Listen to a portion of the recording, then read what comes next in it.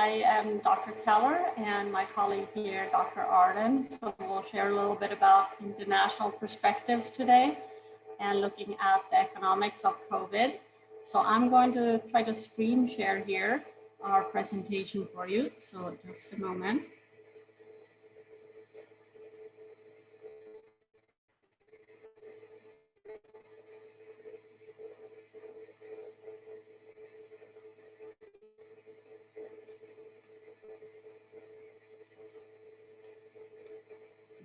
So our presentation then, the economic impact of COVID-19, an international perspective. And this is in honor of today's Martin Luther King events. And I have a lot of my students during this time period as well. To put this into perspective, this is not the first time we've had a pandemic around the world. And a pandemic by definition is when you have something like a disease going international or worldwide.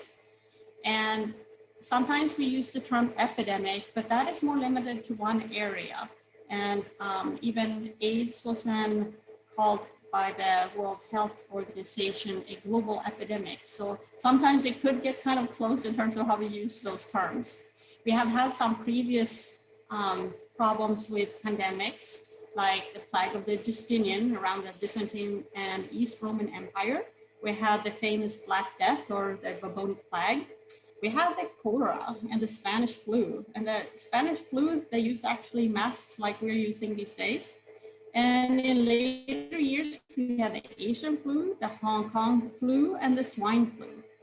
And sometimes then in these cases, animal viruses have mutated and become transmissible to people. So like the COVID-19 is then a virus carried by bats normally, but then has become transmissible between people.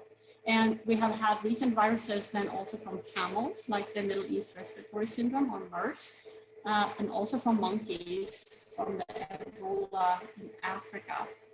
So again, here my last point about AIDS being classified as a global epidemic by the World Health Organization. So it gets kind of close and similar sometimes. And this is looking a little bit at the different responses that the countries had.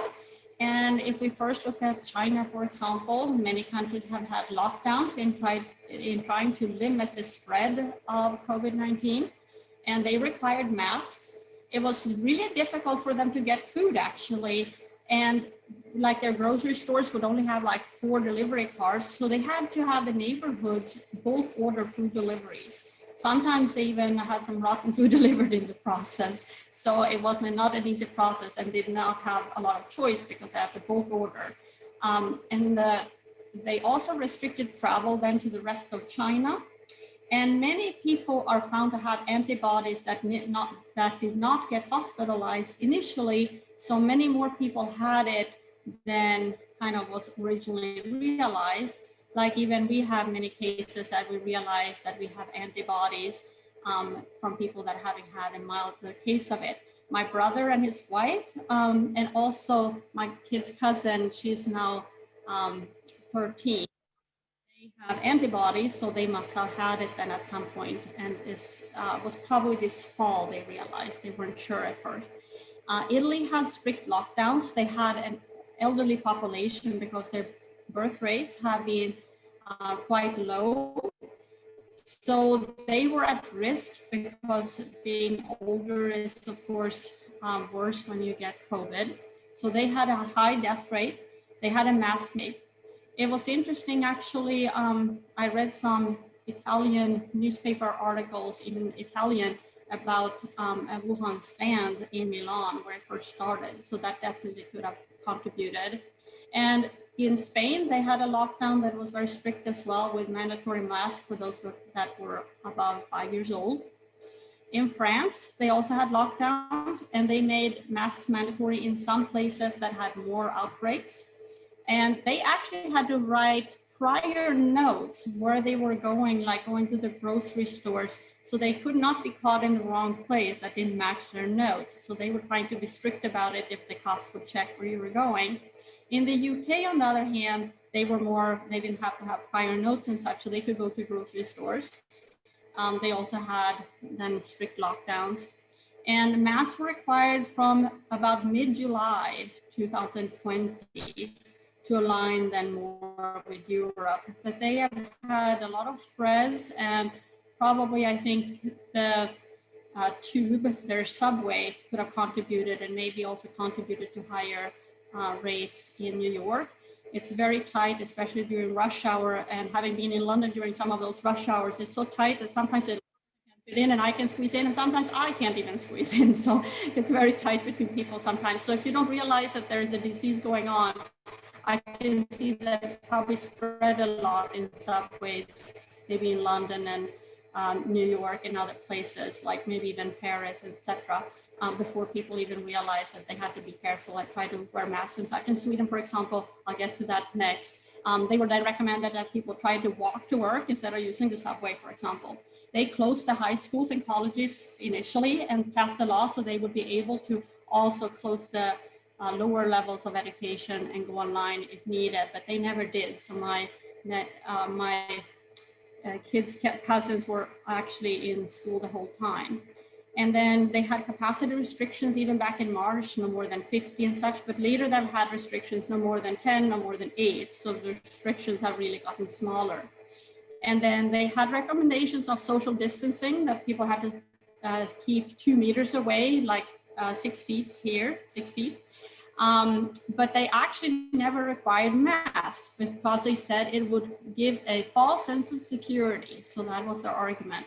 So in that way, they never enforced masks and just told people to stay 2 meters or 6 feet away instead. And they then had travel restrictions within the country, so they could, in the summer, only travel 2 hours. So my friend had not seen his girlfriend since Christmas, so they joked that maybe she had to drive fast so she could get there in 2 hours. Maybe she would get caught by the police for that, for speeding instead. But anyway, so you can't get everywhere in 2 hours, I suppose.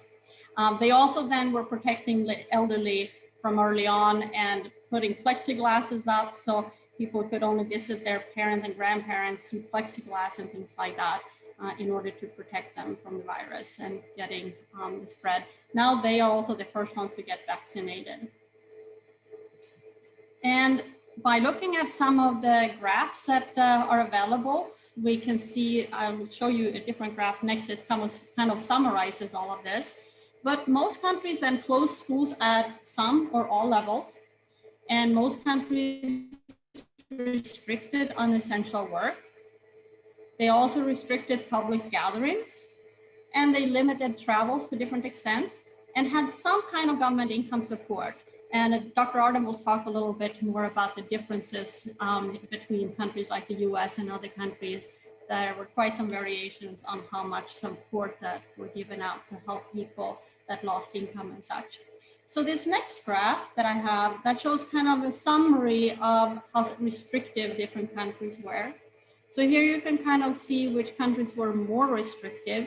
So you can see, for example, then some of the European countries like Ireland and the UK and Germany and the US were, for example, more restrictive than, for example, Sweden, my home country, that then was actually more restrictive still than Finland and Russia and some of the Eastern European countries there.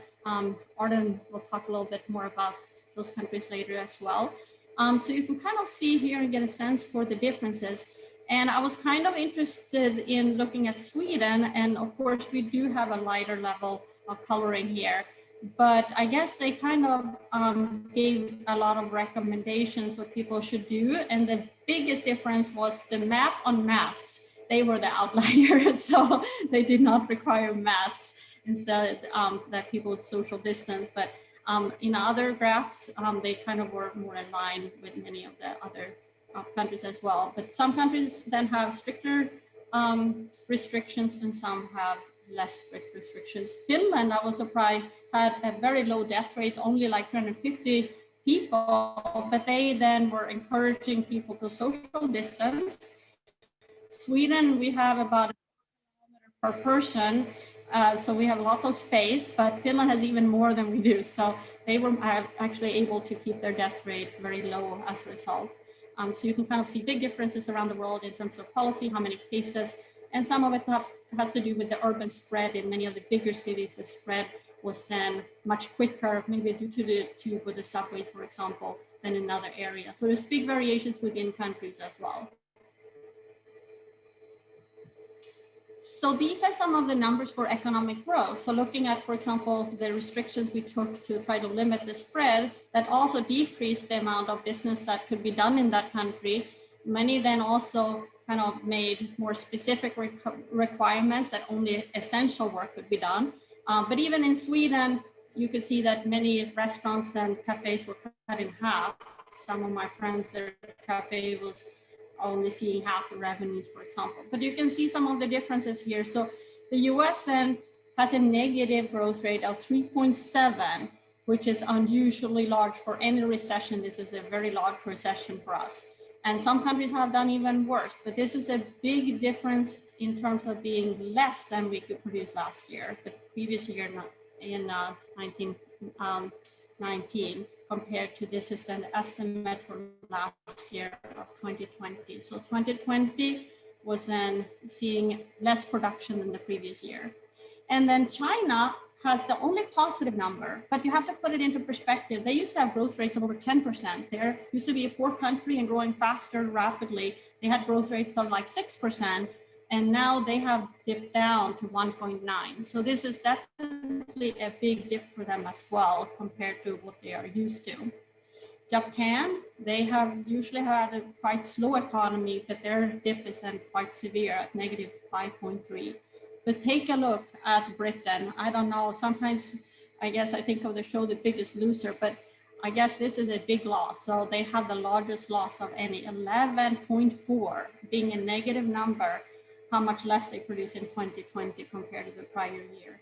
This is a big loss, and this maybe has a lot to do with a lot of business taken care of is done in London, and maybe with the London area being so affected and shutting down, that was really then putting a big dip on their economy. People couldn't go to the plays, and many of the services and such were then shut down. So this is a big dip, and you can see it's the largest negative number of any of these. The euro area has a big loss of negative 7.6. Sweden then is kind of fairly close to the US, actually at negative 3.2. India has a bigger dip, more comparable to the European area. And India then has negative 7.9. So that's one of the larger numbers here. Argentina, though, is even larger, negative 10.7. Mexico, our neighboring country here, has negative 8.9. So much bigger than the US of a loss. And then South Africa at negative 7.2.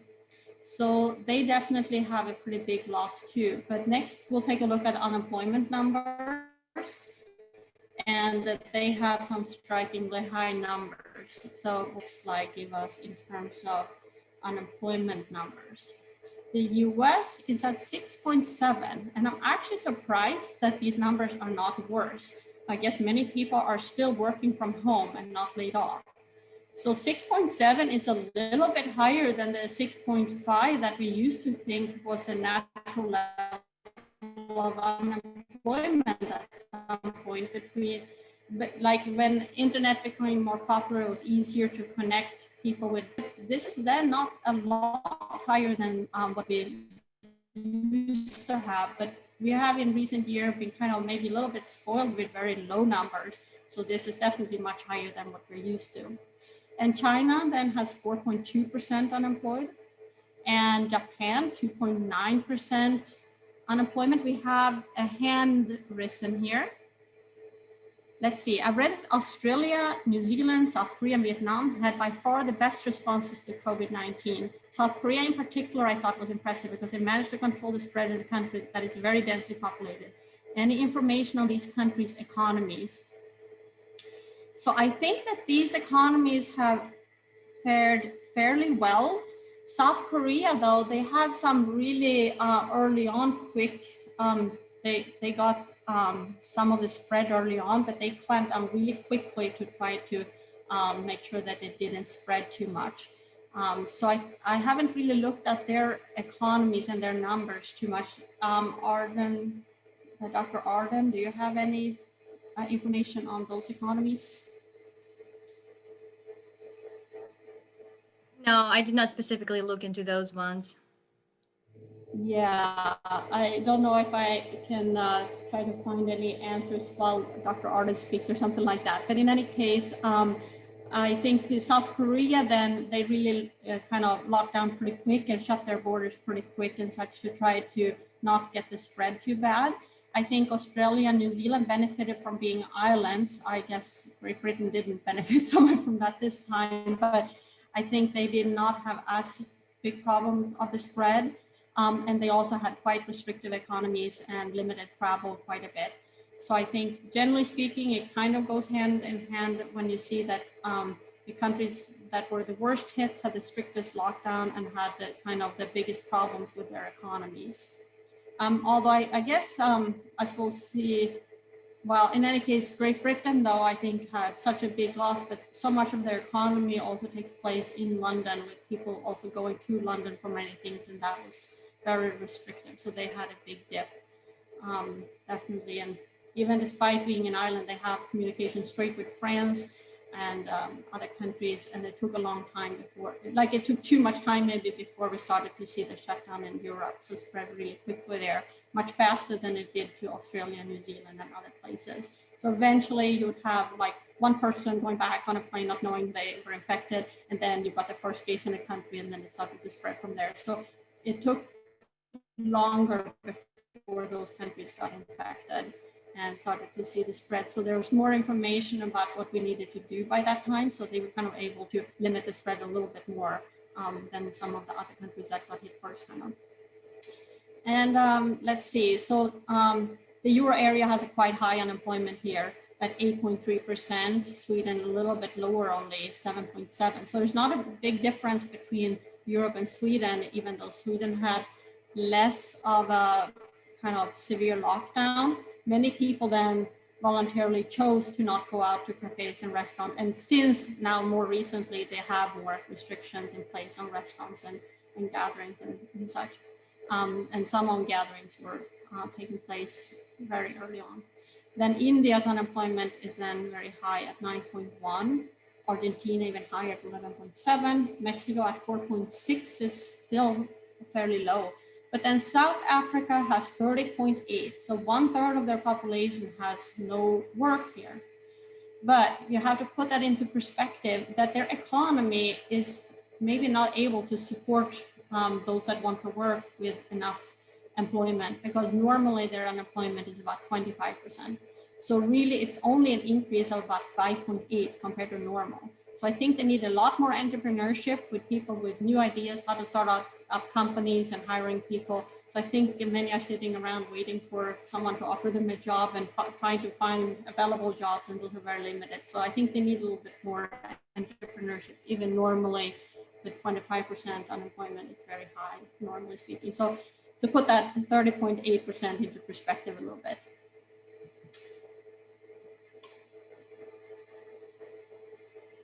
So to summarize a little bit about the economies overall, they have definitely generally decreased and unemployment rates have risen. If you look at inflation, the inflation rates of how the prices are rising in the economy, they tend to be very low, mostly because businesses are trying to sell and rather reducing their prices. So this is usually the case in recessions. When companies are trying to get rid of their product and hope that someone will buy it, they tend to reduce the prices.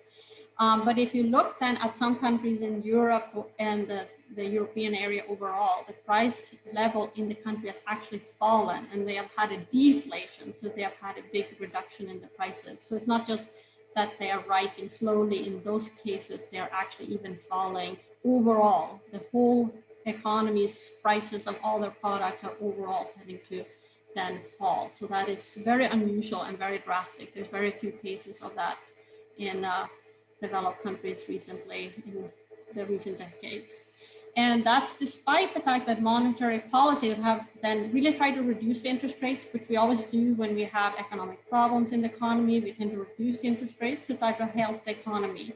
And this in particular would be very helpful for businesses that needed loans.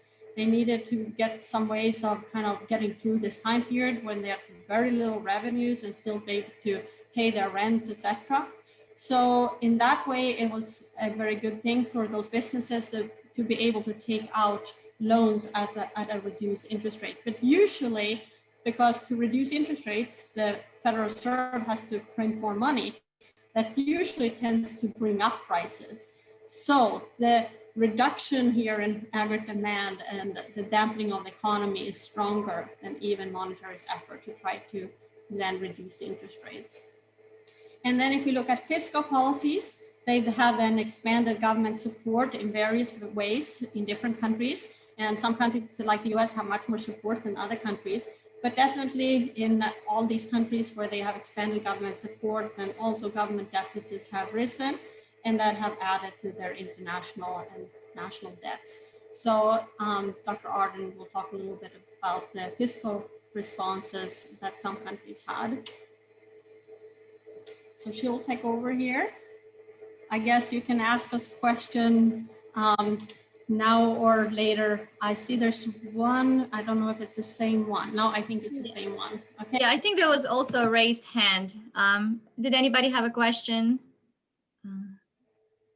For Dr. Keller? I think, let me see. There was a raised hand. I don't see it now. Huh, it kind of disappeared. I don't see it anymore. Anyways, if you guys do have questions, raise your hand, or maybe better just jot it down into the chat, because I think we can see it better. I think with the hand, for some reason, I saw it blinking and then it disappeared somewhere, so I wasn't sure who had a question. Well, thanks, Dr. Keller. My name is Dr. Lyudmyla Ardan, and I'm going to keep talking about the pandemic and how it impacted different countries across the globe and how it impacted the poverty rates. I'll talk a little bit about different efforts that governments have been implemented in order to mitigate the negative impacts of the pandemic. And I'll finish up discussing a little bit developments in trade. So according to the World Trade Organization, the world global poverty is expected to increase for the first time since 1998. So basically, the poverty rates are expected to go up from 8.2% to 8.8%. And in the worst case scenario, this increase is expected to be over 9 percentage points. So economists project that the COVID-19 pandemic can push more than 70 million people into extreme poverty in the baseline case, and 100 million people in worst case scenario. So many of the numbers that we're mentioning in this presentation are estimates at this point, because statisticians are still crunching the data, we're still collecting the data, also things are changing. So a lot of the information that we're working with, a lot of the data that we have at our disposal is very fluid at this point. So many of the numbers are just predictions at this point. But in any case, this is a substantial concern for the world because, like I said, the global poverty rates were at 30% back in 1990. They have been declining steadily over time. And the goal that the world is trying to achieve is to reduce global poverty to 3% in 2030. So given that pandemic had increased the poverty, it's another obstacle that the world will have to face in order to keep track with the decrease of the poverty rates. And also, most of the increase in poverty has been predominant in many of the developing countries that are already going through a lot. They don't have a lot of fiscal support. They don't have well-developed infrastructure and healthcare sector in order to combat the pandemic. So on the next slide, I will show you the changes in poverty rates across time. I will rely on Dr. Keller to change my slides since she's in charge of the presentation. But here is the trend in global poverty over time since 2014 all the way to 2021. And as I mentioned, there has been a steady decline, right? The poverty rates have been going down steadily. In 2015, they were at 10%. They kept decreasing. And as of 2019, we see this orange line, hyphenated line, which gives us a projected increase in the global poverty in the next 2 years. So again, these are just predictions, but in any case, they are concerning predictions because again, the goal is to decrease the poverty to 3% by 2030. And when we talk about extreme poverty, we are talking about poverty as being defined as people who are residing on income levels less than $1.90 a day. So this is how we defined world poverty. Like I mentioned before, there has been different impact of pandemic on different countries. And again, the most vulnerable and the most poorest countries have been impacted the most. Let me show you on the next slide a breakdown of poverty rates or changes in poverty rates across different regions of the world. So you guys will see two columns. The first one shows you change in headcount ratio. And this is basically a proportion of population within a region that lives below poverty line. And then change in the number of poor is just giving you the raw poverty numbers in terms of millions of people. So if we look across different regions of the world, we can see that there have been increases in poverty basically everywhere, right? But for the most part, if we look at countries in sub-Saharan Africa or the least developed countries, these increases in poverty have been the largest among those nations. And if we think about it, 13% of people live in Africa, but 50% of the world poor reside in Africa. So again, those countries of sub-Saharan Africa and the countries that are least developed will be disproportionately hit more by this pandemic. When we look at the raw numbers, as I mentioned previously, approximately poverty rates or the number of poor is going to grow by 70 million. And about 30 million of these people are going to be the ones residing in sub-Saharan Africa. Another 23 million residing in South Asia. So again, it's quite clear. These countries don't have a developed healthcare system. They don't have enough resources to manage the pandemic. And also many of the workers in these countries, up to 80%, don't have any social protection from their governments. So it's expected that these countries will be hit the most by this coronavirus pandemic. So on the next slide, I'll talk a bit more about types of incomes, or one type of income that has been specifically impacted by coronavirus. And the reason why I wanted to focus on this type of income, which is the remittances from foreign countries back to host countries, is because we don't really think about foreign remittances as being important for our economy or for our livelihood. But for people who reside in developing nations, migrant labor and foreign remittances constitute a large share of their income and large share of their GDP. So basically, people in less developed countries, they have family members work abroad, and then they send money back home. So you guys have seen places like Western Union, MoneyGram, and these are the offices that kind of transmit funds across the globe. So many of the families and people within developing nations rely on foreign remittances and foreign income in order to support their families back home. So economists estimate that foreign remittances declined by 20% as a result of the pandemic. So when the borders were shutting down, people were losing jobs, businesses were closing down, the migrant workers were hit the hardest. So they had to pack their bags and return back to their home countries, which means that this source of income, which is so important to them, is going to be lost. So some of the astounding numbers that I have seen in research papers is that there are 15 countries in Africa whose GDP, for which remittances constitute 5% of their GDP. So this is huge. Like remittances really don't play much of an important role in our GDP, but for poor nations, it can be up to 5% of their GDP. And the issue of the remittances is very familiar to me personally, because I am originally from Ukraine, which is a transitional economy of the former Soviet Union. And we do have a lot of people within the Ukrainian population that has family members working abroad. So we have a lot of Ukrainians working in Italy, Germany, France, Spain. So as the borders started to shut down, many of these migrant workers started to return back home, which again means that their families won't be able to have access to this important source of income. So I wanted to kind of even though it might seem obscure, but I wanted to kind of point your attention to this because it's something that is very often overlooked. And the plague of migrant workers is also overlooked during the pandemic. All right, in the next slide, I will talk a little bit about different efforts that governments have been undertaking in order to alleviate the negative impacts of the pandemic. So I have been very surprised to see that a huge number of countries in the world have been trying to implement different management strategies in order to assist their population and their poor and the most vulnerable to combat the pandemic. There have been different types of programs implemented by governments across the world. We can think about cash transfers, so something similar to what we had in the United States in the form of CARES Act, where we received $1,200 per person, and then most recently we received $600 per person. So that was a cash transfer.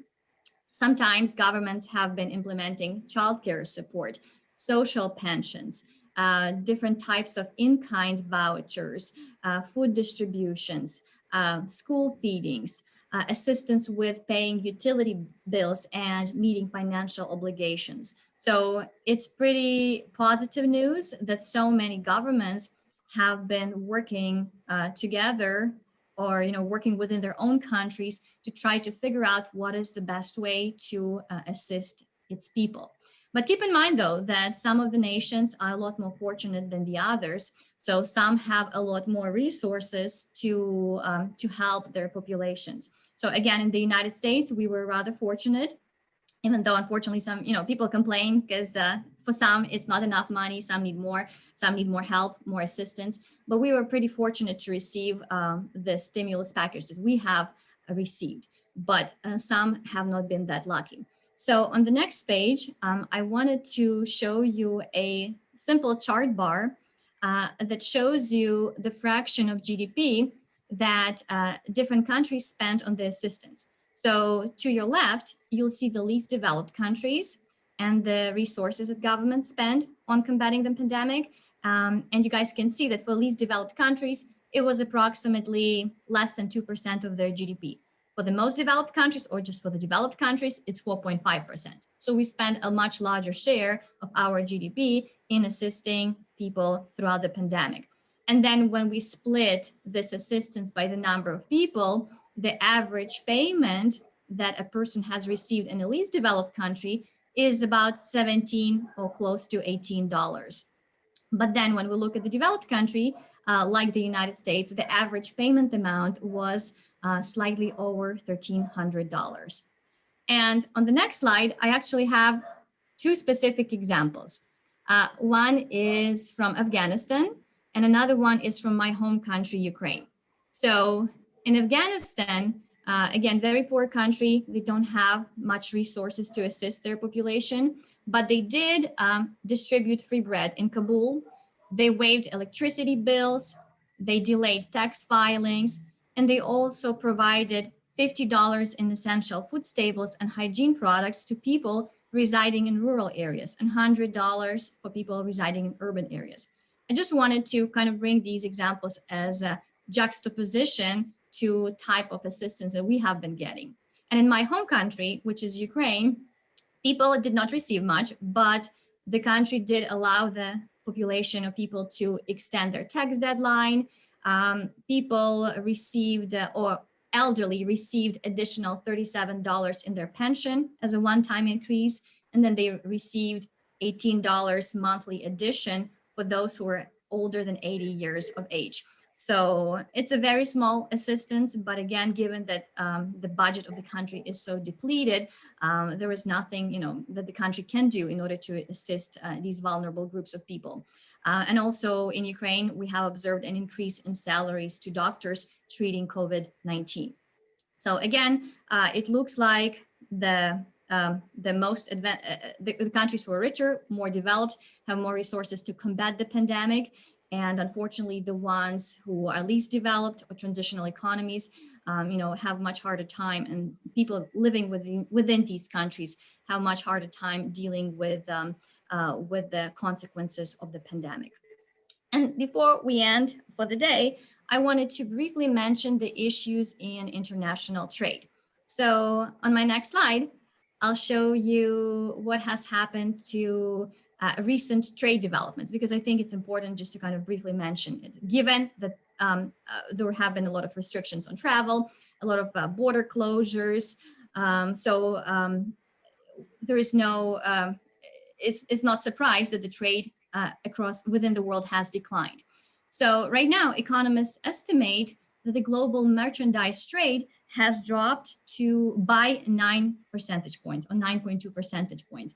And this was a pretty substantial drop. It was not as large as the one that occurred during the 2008 financial crisis. So if you look at this graph, on your horizontal axis, you'll see your time going from 2000 to 2021. And then there is this dip right here, which occurs in 2008. And this is what has been happening to trade during the financial crisis. And this next dip in 2019, 2020, this is due to the COVID-19 pandemic. And then you see these dotted lines, and this specific, the orange one. The orange one shows you a trend in trade that would have happened had the pandemic did not occur. So you see that, this dip was pretty large, and it is quite unlikely that after the pandemic, we'll be able to kind of jump back on that orange trend line. We don't know at this point, but economists predict that the trade is only going to grow by 5%, as opposed to 20% that we were previously expecting prior to the pandemic. So it's unlikely that we will be able to kind of return back to our trend line. So this is only trade in world trade in merchandise, or merchandise trade in products. When you think about this trades in services, it has experienced similar decline. Economists have predicted that it's going to be even more severe than what it is, but I think the ease of restrictions during June and July had kind of alleviated some of the negative developments or some of the negative reductions when it comes to trade. Also, as I'll show you on the next slide, the trade has impacted many sectors across many countries of the world, or declines in trade occurred in many sectors. So here I have this really cool graph that I liked a lot, but you guys can see China marked as red color, and then you have United States and European Union. And then you see the shares of exports in different types of industries: textiles, precision instruments, office machinery, and so forth. So many of the bars, or most of the bars, are to your left, suggesting that the exports in these specific industries have declined.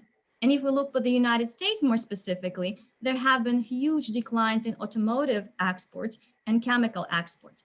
But if you guys look to your right and you see these red bars signifying China, you can see that actually China was the one who actually enjoyed increases in exports in some specific categories. So they observed increases in textiles, increases in precision instruments, office machinery, communication equipment. And many of these products that they have experienced increase in exports are actually related to either combating COVID-19 pandemic, or some sort of medical equipment, or maybe some sort of products that are not medical products, but are related to COVID-19. For instance, office equipment. Many of us have shifted to working from home, which means, we need to have our home set up. We need to have a router, a computer, a desk, maybe a printer, a hard drive. So many of these types of office equipment items are imported from China. So China enjoyed increases in exports of these specific types of products that are related to COVID-19. And in the next slide, I wanted to share some positive news on trade. Despite substantial declines in trade, there have been increases in trade in specific types of goods. More specifically, trade increased for COVID-19 related products, and especially medical products. So during the spring of 2020, when we experienced shortages in hand sanitizer, thermometers, respirators, masks, due to international trade, we were able to kind of repair those supply chains and get the goods going where they needed the most. So Interestingly, a fact that I thought is pretty astounding is that China is one of the major countries in the world who is a producer and supplier of face masks. So 56% of world exports of face masks are coming from China. And for the top 10 purchasers or top 10 importers of face masks, China is the major supplier, where it supplies more than 50% of all face masks. So for instance, in the United States, we are top importer of face masks. 80% or actually 75% of all our face masks are coming from China. Similar for Italy, most of their face masks are coming from China. Basically, most of the world face masks will be coming from China. And it might seem like it's a very easy thing to produce, right? Very unsophisticated, but it turns out it actually requires very specialized type of equipment and very specialized inputs. And China was ready and able to produce these types of masks at a very fast speed and distribute and sell them across the world. So I do have a bunch of my masks, which are not N95s, but KN95s, which are kind of similar. My masks came all the way from Italy because once my mom, who lives in Italy, realized that we have a shortage of masks, she sent me some of her Italian masks, but her Italian masks were produced in China. So you guys can see how interconnected the world is and how we kind of rely on each other, especially now during the pandemic, where the international collaboration is paramount in trying to combat this pandemic. So the very last slide also kind of shows you the breakdown of trade in different types of products across time or by month. And you can see, like I was mentioning, that there have been substantial increases in merchandise trade for COVID-19 related products. So this is the green line that shows an increasing trend. So this is kind of a huge increase. Then if we look at non-medical products related to COVID-19, we see slightly smaller increase. And then of course, the rest of the world merchandise trade has experienced a decrease. So on the positive note, by collaborating with each other, we were able to deliver those necessary goods that are so important to combat the pandemic across the world and kind of interact with our trading partners and get those products to where they are needed the most. Also, even though we are still in the midst of the pandemic, the positive news is that we do have 2 vaccines that are currently approved. We have 3 more vaccines that are currently undergoing clinical trial. And the only reason why this vaccine development was possible in such a short period of time is probably due to a large amount of world collaboration, where countries across the world shared their data. Scientists across the world shared their research, their technology, their developments. So the positive news is that even though we have suffered through so much, we can combat this pandemic, and hopefully in the next couple of months, by collaborating with each other, by sticking together with each other, by sharing our knowledge, we'll be able to end this pandemic and move on from it. All right, do you guys have any questions for me? I try to go a bit faster to make sure I don't I don't go over my time and don't keep you too long. But if you have any questions, let me see. I'd be happy to respond. So there are different types. So I have a question about the poverty line. So why is below $1.90 considered poverty? I've seen many Marxian economists reject this figure, suggesting that people would actually need at least 4 times that amount to adjust that to get the bare minimum, $7.40. Okay, so that's a good question. This is just one definition of poverty. This is called global extreme poverty. So extreme poverty is defined as living on less than $1.90 a day. So when I was talking about poverty, I was specifically referring to the extreme poverty. But there are other definitions of poverty. So other cutoff lines that we are using in order to see how many people are below the poverty line. So I should have been maybe more specific to kind of point out that the poverty that I'm referring to is the extreme global poverty. But there are other poverty rates that are less extreme, and I forget, there are different numbers.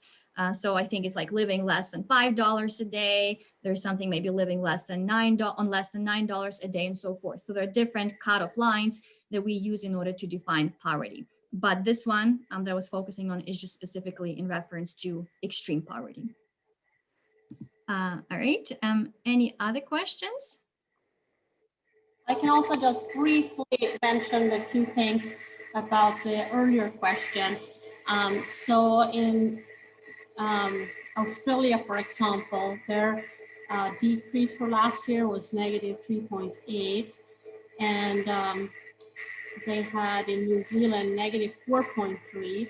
Although they had a very quick rebound in the fall, they had a very strict lockdown and strict measures, and they had like a 14% in the last quarter of the year, but the year overall then was still negative 4.3. Then Vietnam was very interesting. So they have had very high growth rates, and they're kind of more like China. So for them, this is a 30-year low, but the year then ended at 2.9% in the positive, but that's still a 30-year low. But it's kind of like China. They're used to higher growth rates than that because they're coming from being a very poor country in the past and growing quicker. And it's easier to grow quicker if you have a poor country. So they ended at 2.9%, and that's even faster than China. But again, that's still their 30-year low. So anyway, to put things in perspective a little bit. But some of these countries had then very strict lockdowns and contained the disease quickly and such. So those were just some comments to the earlier question by Anthony as well. Yeah, and I think one thing that comes to mind when I think about Vietnam, so due to trade wars with China, so US was engaged in trade wars with China since 2008. So due to increases in tariffs, we actually stopped buying certain products in China and we shifted to Vietnam. So there has been an increase in trade between Vietnam and the United States, basically kind of like a trade redirection. So ultimately, Vietnam benefited from the US-China trade war, and it possibly is showing up in their increased growth rate. I mean, it's still pretty low, 2.9%, but you know, it did not dip below zero. So possibly that trade redirection away from China and towards their economy kind of resulted in them having positive growth rate during the pandemic. Yeah, these are good questions, so thank you. Let's see, do we have another question maybe? Were the unemployment rates lower at different points in the pandemic, or was unemployment stay around the same rates, or was unemployment stay around the rates around December? Okay, so these rates were really from about November and such that I was showing from the economist numbers, so they were much higher earlier in the year. So that is a great point because we started to see some recoveries. Usually after Thanksgiving in the US, we start to see that some businesses are breaking even or going into profits after that. So we did see that still there was quite a bit of shopping and such for Christmas. And for example, some people were then shopping and sending gifts instead of maybe traveling like I did. And I still have to confirm if my gifts were received in Sweden or not. Early January, they did not, but they started to get Christmas cards by then. So some of the services were then, of course, down as well, and taking their time with postal services, even within the US, when things were being shipped or slowed down. But sometimes you can also see that some things that were shipped from China took their time, sometimes up to 3 weeks. And if you have to ship them back, in some cases, you might even have to ship them back to China, depending on where the company is located and if they have a US affiliate or not.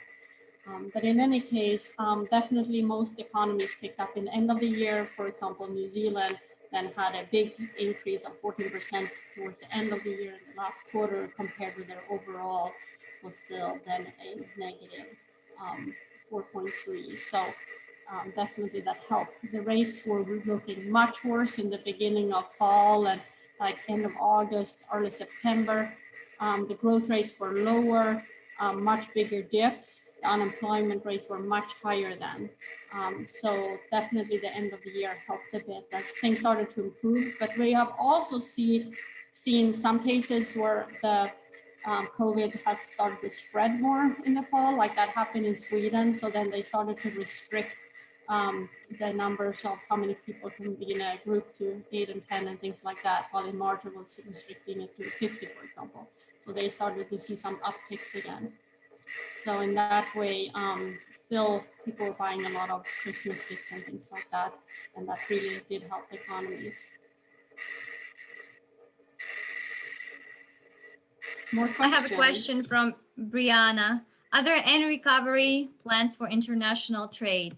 So the good thing about international trade is that most of the international trade, or 80% of it, is actually happening through shipment of various containers overseas. So basically, yeah, trade, most of it is being shipped by containers, which means that for the most part, there is no, not much social interaction going on. So shipments are still continuing. It's only at the ports where you have port workers interacting with each other. And let's say if port is shutting down, then you can't, open the containers or maybe unload them. So economists do estimate that with developments of the vaccines and kind of improvements as we move along battling the pandemic, it's likely the trade will rebound. Again, it will not return back to the same level. But again, the good thing is that when it comes to trade and those containers being shipped, there is really not much human interaction going on. It's only on the personal level that, once you arrive to that port, that you have to deal with, real people, employees, or the port workers, that, the issues of the virus of the pandemic are going to kind of factor in, which is a good thing. Because again, the prediction was that the trade is going to dip a lot more than 9%. So 9% is actually quite an optimistic estimate. So I do believe that once things improve, once we get the vaccine, we will try to kind of trend back to the previous trend line.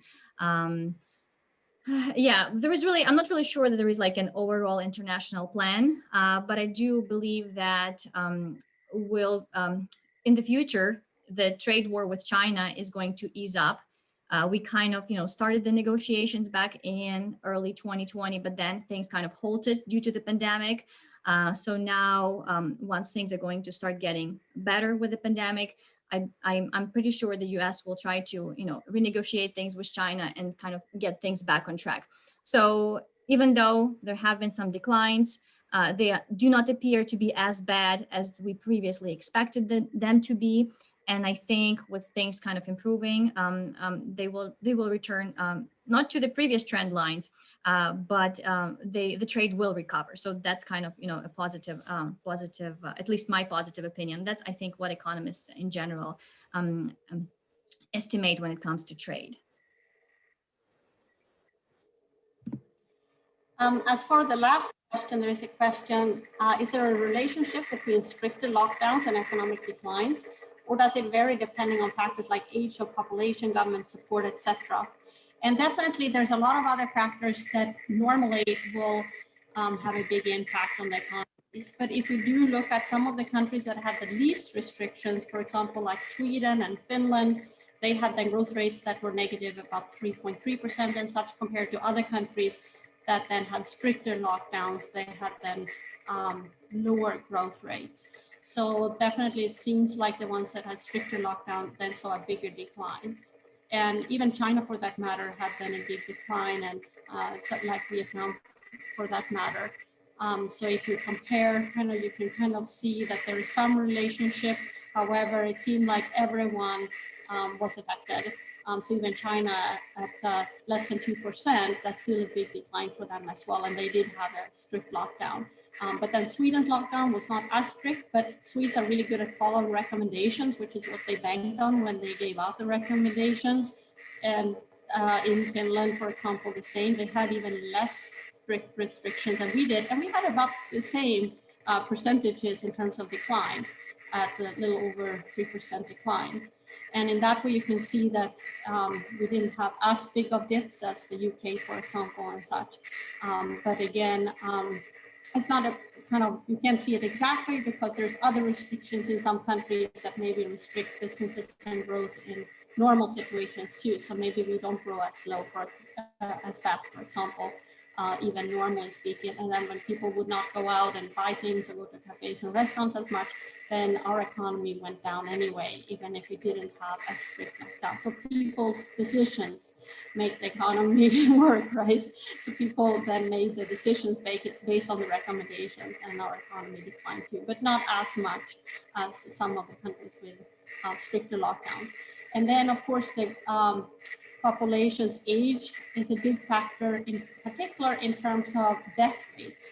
So it maybe doesn't show up as much as in economic growth, but in death rates, then Italy's death rates were really high because of their population being older. However, it also depends on how we measure. One of the countries that has the highest death rates is actually Belgium. But the way that they measure the death rates, they kind of chalked every death rate up to COVID, essentially, because they had people in their homes and then they weren't tested, and then they kind of ended up being COVID deaths. So in that way, it's not for sure that all of them were COVID deaths. So it's hard to know. And I don't know that the death rates are going to be really difficult to change afterwards. Even though normal people can check antibodies, we can't really do that with those that passed away. So the different measurements and how strict they measured. Sweden, for example, they told people to stay home if they were not severely sick because they didn't want to overflow the hospitals. And in China, they did not go to the doctors in the hospitals if they had mild cases either. So in that way, our death rates actually were fairly high, but also our medical system was kind of really at its limits. And we didn't have as much resources as Norway, for example. They have oil money that they put a lot of that into healthcare. So they fared better and had lower death rates than we did. But then Finland had less restrictions and they had less death rates than we did, but they were more relying on people staying away from each other and on social distancing. And I have a co-author from Finland that I asked about those things, and he said they mostly relied on social distancing and that people would not travel, so they restricted travel quite a bit. But then also that people keep their distance. So there's a lot of differences between countries, normally speaking, how fast we grow, because maybe countries with more regulations maybe normally grow slower anyway. But then people made decisions on their own that were kind of then beyond just the official lockdowns and how strict the measurements were. So Sweden was one of the least restricted countries, but Swedes then took measures to be very careful. And then my friend's cafe in Uppsala, which is near Stockholm, they saw only half the revenues as a result. So definitely that was worse than the previous years. So people's decision made a big impact, even when the government's lockdown weren't as strict. And then the unemployment, again, then were much higher early on, especially during lockdowns in the US. When the lockdowns were the most stringent back in March, the unemployment rates were much higher. And they were higher in some areas of the country as well, compared to others that had stricter lockdowns. So that also made a difference within a country as well. Yes, go ahead. I was just thinking about the lockdowns and how strict they have been across different countries. So, for instance, in Ukraine, the lockdowns have been relatively strict. You were not supposed to, go anywhere, let's say only to the doctor, grocery store. If you did not wear your mask, you would be fined by the police, and you had to wear your passport with you all the time in order to prove your identity. So even though these rules appear to be rather strict, they were really not that followed after all. So even, let's say, if restaurants were shut down, right, were closed officially, you could still go and get a meal through the side door or through the back door. So the businesses kept operating despite the government regulations. So though the fines were implemented, I don't think many people actually got fined. So it's one thing to have, strict regulations and strict lockdowns. Another thing is whether the people are going to follow them and whether you're going to be penalized for not following the regulation. On the other hand, in Italy, and that's where my mom lives, the regulations were pretty strict and they were pretty well enforced. If she needed to go out of the house or travel to another town, which is like 10 minutes away, she actually had to have a piece of paper explaining why she's going there, what's the point, what's the reason for her leaving the house, and she could be stopped by the patrol cars and being, you know, and could be questioned. So she was always afraid because she traveled between her house and her friend's house. She was always afraid to leave her home because she was worried if she gets stopped, she has to pay a fine. And I think the fine was either 400 or 600 euros. So, so some countries were a lot more stringent when it comes to lockdowns, and some were stringent, but only on paper, and they actually did not enforce them. Countries like Ukraine. So, you know, that's also kind of plays into how it could potentially impact the growth rates, how strict they were in enforcing those regulations. I think we do have one more question. Are there any countries that used widespread emergency UBI and or emergency nationalization of certain industries, like small businesses that can't afford to remain closed? I'm curious what effect that would have on the economy. So do we know of any countries that were nationalizing small businesses? Nothing comes to mind for me. I know in China, government did not nationalize the small businesses, but it certainly put more pressure on the small businesses to produce certain products and sell it to the government. So for instance, manufacturers of medical products and manufacturers of masks were technically not allowed to export masks. They were supposed to sell it to the government. So that's not the same as nationalization, but you know, a country like China, they do put a lot of they do control their businesses a lot more. But I'm not aware of any countries that were nationalizing the industries or maybe small businesses to not let them fail. Do you, Dr. Keller, do you know any instances of this happening?